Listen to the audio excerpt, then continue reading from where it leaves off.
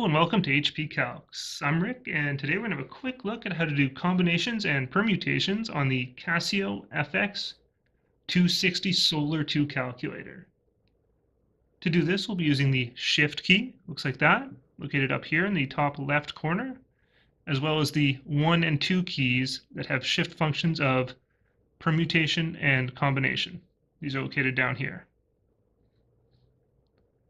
All right, to get started, combinations refer to the number of ways you can choose items from a set in which the order does not matter.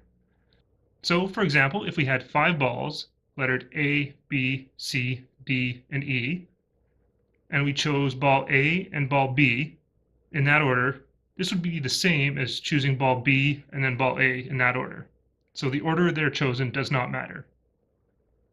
On the calculator, we use the Shift 2 function to do this. So, for example, if we had 10 items and wanted to choose 4, first we would enter the 10 and then Shift 2, because that shift function is our NCR or combination, and then press 4.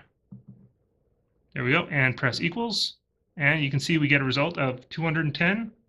So there are 210 possible combinations of 10 choose 4.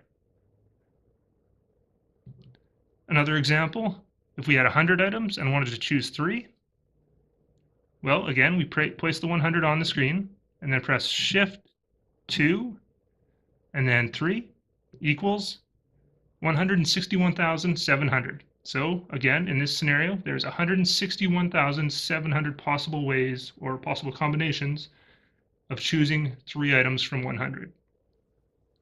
And now permutations. Permutations refer to choosing items from a set in which the order does matter. So again, if we had our 5 balls and we wanted to choose ball A and then ball B, this would be considered a different scenario than choosing ball B and then ball A. So for example, here, if we had 10 items and wanted to choose 4 of those and wanted to know how many permutations there were, we would enter 10, Shift 1, because that shift value is our permutation, and then 4, and press equals, and we get 5,040. So there are 5,040 possible permutations of ways to choose 4 from a set of 10.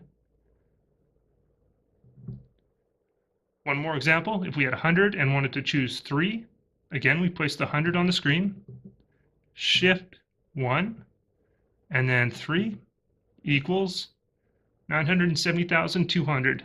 So again, we have 970,200 possible permutations of ways of choosing 3 items from a set of 100. All right, I hope this helps, and good luck on those tests out there, everybody.